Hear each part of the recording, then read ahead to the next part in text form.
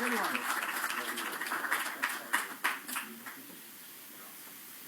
It's yours. You keep that. That's yours. You get to take that home. Wow. Really, really grateful to just be. Okay, so, before Columbus Foundation was, for the most part, my true introduction to the poetry that I wanted to write. And honestly, to be with Ishmael Reed and Felipe Luciano in the same room, that to me is massive. I used to want to sound like Felipe Luciano. That was my inspiration of how I recited. When I was in my 20s and 30s, I was like, I spent so many times listening to Jibaro, over and over again. It's beautiful, I was still a pro ball player when I went to UC San Diego in 1993, and I walked into Quincy Troop's introduction to poetry class, about 200 other students. And he gave us the Before Columbus Foundation Poetry Anthology. I was mentored very closely by Quincy Troop. So we talked about your work all the time, Ishmael. That was something, we talked about mumbo jumbo over and over in that class. And, he was a big, admirer of yours. And I became an admirer of yours through his influence. And by reading the Before Columbus Foundation Poetry Anthology, I found the voices that spoke to me in my history, my desire to connect with my ancestors. I saw that ancestral knowledge that poets were looking for and writing about, and that's what I wanted to do. And I would later study with very closely with Victor Hernandez Cruz. I was like one of his mentees, spent years with him. He taught me how to be confident in speaking Spanglish and using multiple languages. He taught me how to improvise poetry. We had to improvise in his class. He would give us a topic and we all had to stand up and make up a poem. It was very embarrassing, but it was super powerful to prepare me for what I would face when going to New York and, saying, I'm a poet. Oh, yeah, prove it. And so I'd have to recite right then and there. And that is something that I learned how to do. And that's the legacy that comes from the Before Columbus Foundation for me, is to stand up and pronounce who you are, use your voice. I found, Juan Felipe Herrera, Jimmy Santiago Baca, Jane Cortez, Simon Ortiz, Sonia Sanchez, Amiri Baraka, Jessica Hagedorn. All those are my heroes. Those are the people that I write to. Their words flood through I read all their books. Probably got 6 books by Victor Hernandez Cruz. I don't know how many I got of Jimmy Santiago Baca. But all of that brought me here to San Francisco. I came here in 95. I was 22, 23 years old.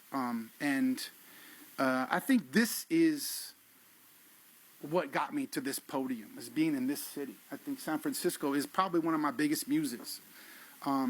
It's what I write about. This whole book is about SF and who I am, specifically the mission, like Josiah Luis was talking about. That's what feeds me, literally feeds my children too. Is the work I do in the neighborhood. I used to walk. When I came here, I didn't know anybody in '95. I didn't know anybody in San Francisco. I used to walk these streets, figuring out, where do I belong here? Where do I fit in? I had to hawk my car stereo to eat. My first year here. Then I had to sell the car entirely. And so I started riding the bus, and I took Muni around the city, and my first manuscript was what I saw looking out of the Muni bus, right? So all the different buses I took in the 90s, just trying to get to know the city. And then I was attending writing classes at San Francisco State, where I met Darren De Leon and Norman Celaya. And we started Los Delicados, right? And Los Delicados were specifically influenced by the Last Poets. We did 3 poets and a conguero. And we did Spanish, English, dancing, music, all of it. And that was a huge influence on us. We were supported by Galeria de la Raza, which was evicted from their own space 40 years after they had been established in the mission.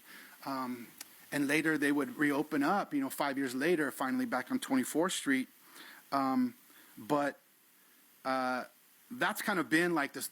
That's what that challenge to survive in this city has been kind of like what I've been writing about since 1995, right? How this city wants to push people out and how we fight to stay, right? I met James Cass at San Francisco State, and we got together to start something called Youth Speaks, because we couldn't stand that there was no funk in the creative writing department.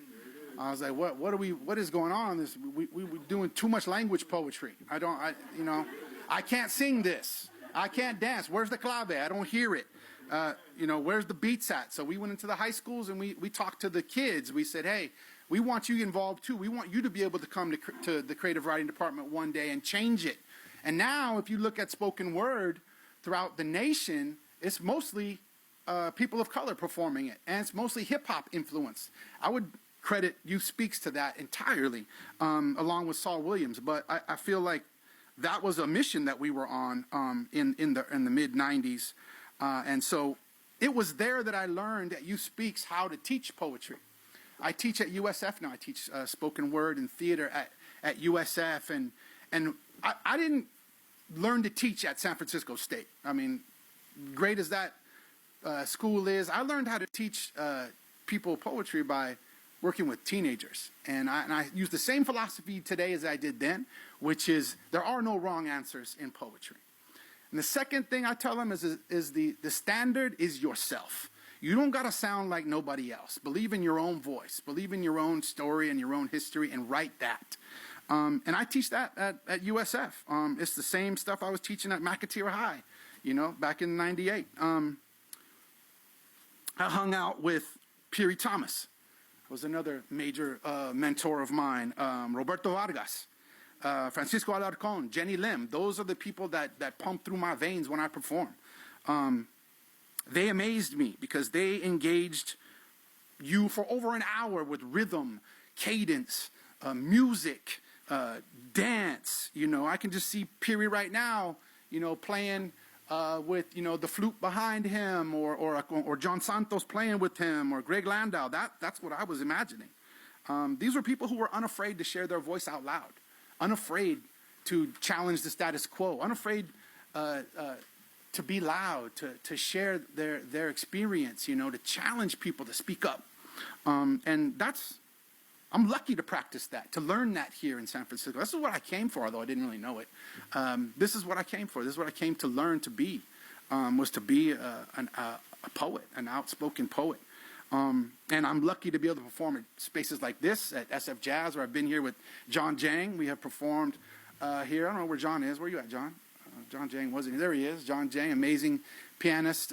We've performed here together. I've been here with multiple other artists, and I think San Francisco is the perfect place for poetry. Is the city of poets, and so places like Medicine for Nightmares feed that. There were so many poets and artists and writers last night at Medicine for Nightmares, for Litquake, and for Pasayo Artístico. So I'm really grateful. I'm also grateful to the people who love me and believe in me. Very, very grateful to my mom, Patricia Flores. She supported all my ambitions since I was a little kid. If I told her I wanted to be a pro ball player, let's do it. I became a pro ball player. I wanted to be a novelist. She supported that too. I wanted to be a poet. I wanted to be a playwright. She's always been behind me. Unconditional love. Thank you, Mom. I got to give it up to Matt Sedillo and David Romero, co-owners of El Martillo Press. Those two brothers are on a mission. I had this manuscript for a couple of years. No one asked me if I wanted to publish it, and I got an email from Matt. You want to do a book? And I was like, yeah, I got something for you. And I think them taking a chance on a performance poet to put a book out, pretty much about San Francisco, them being from LA. I think that's amazing. That, and now we're good friends. We work together. So thank you guys. Thank you, El Martillo Press. Thank you so much. An artist-run press, poet-run press. That's what we like. People who are doing work in the industry. So I want to say thank you to everybody. Keep supporting poetry and keep supporting the Before Columbus Foundation. Thank you very much.